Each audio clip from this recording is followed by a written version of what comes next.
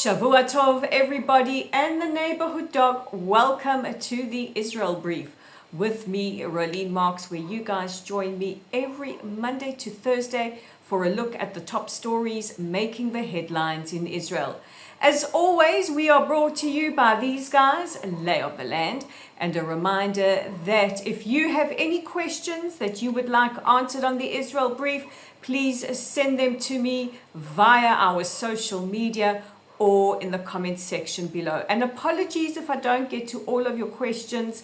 Sometimes I might not see them. So if you do have a pressing question, please pop it along.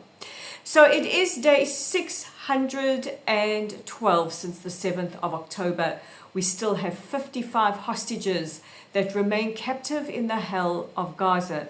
Now, tomorrow is day 613, and the families of hostages, or the Hostages and Missing Persons Forum, have appealed to everybody because there are 613 mitzvot, or good deeds, in the Jewish religion, for everybody around the world to please do a good deed in the name of the hostages and former hostages to merit the release of the 55. We want all of them back now.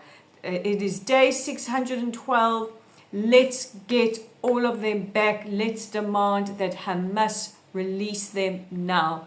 For Hamas to release all of the hostages, it would also bring an end to this war, which I think we all want to see an end of.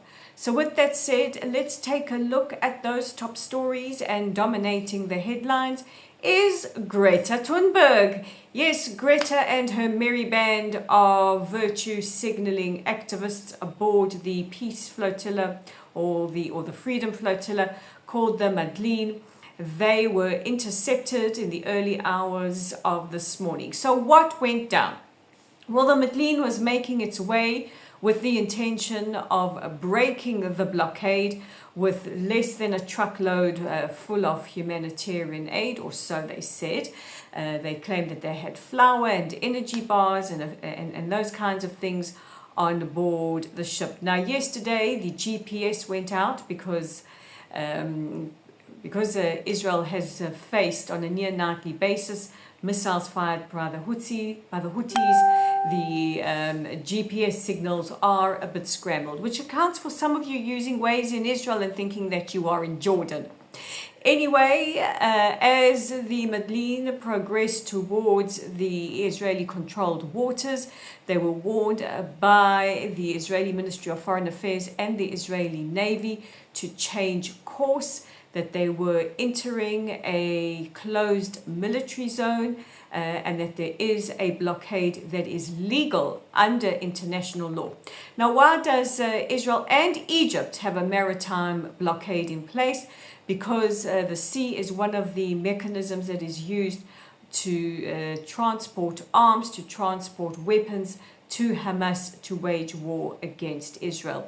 It is legal under international law. So for all the hacktivists out there who are saying it's a breach of international law, it is not a breach of international law.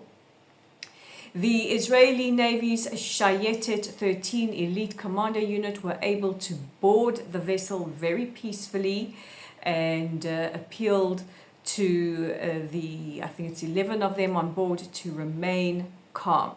There is footage circulating of our soldiers handing those aboard the Medlin sandwiches and bottles of water. I mean, the picture that I think is defining this moment and that is making headlines around the world is an image of Greta Thunberg smiling lovingly at the sandwich that she has been handed by an Israeli soldier.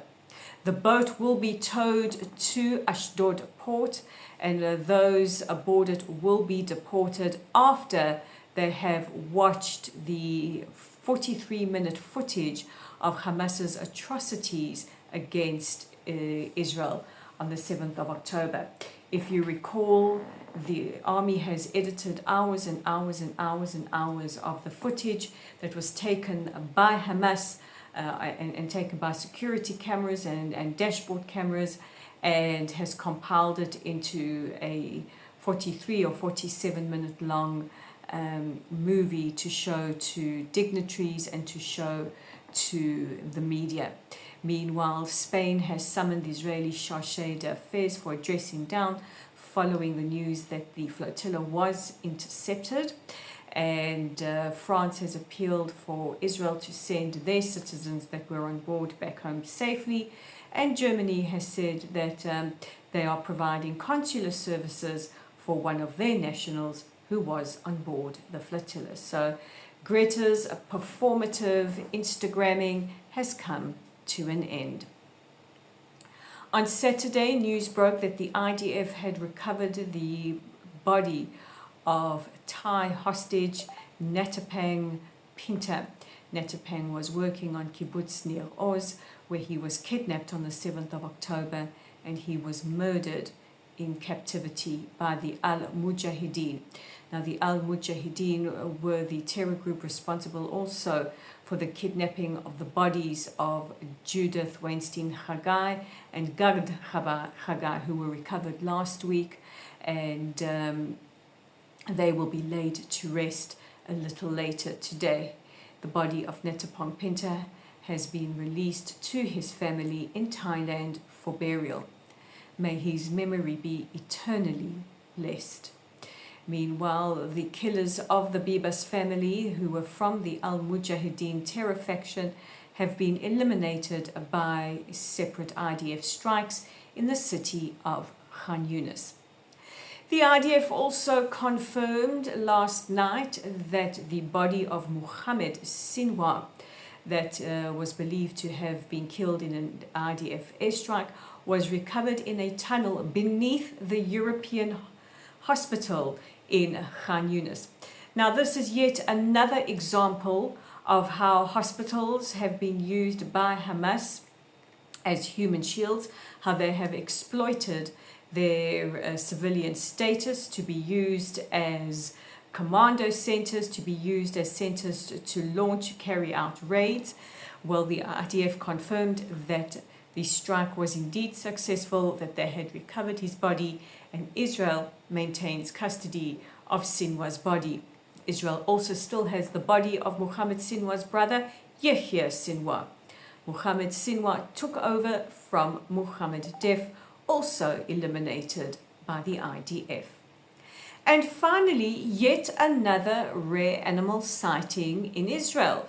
This time it is a rare whale shark spotted swimming off the coast of Eilat in the most southern part of Israel, amongst the coral reefs in the Red Sea.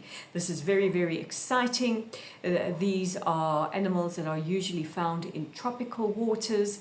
They are 50 feet long and are completely harmless, but what an incredible sight. And this follows another rare sight over the weekend of 3 generations of dolphins swimming together off the coast of Tel Aviv. A granny dolphin, her daughter, and the daughter's daughter, all swimming together. It's a very, very, very unusual sighting. And also of yet another monk seal who came into the Israeli coastline to pup, to give birth to a seal pup. So I don't know, those who believe in messianic or the coming of the Messiah, could we see the Messiah coming soon? Who knows? But it is very, very exciting for Israelis, and especially Israeli marine biologists and zoologists. So let's get into that audience question, and it comes from Hilary Gordon in Cape Town. She says, what is the story behind Lieberman's accusations of Netanyahu giving arms to Gaza?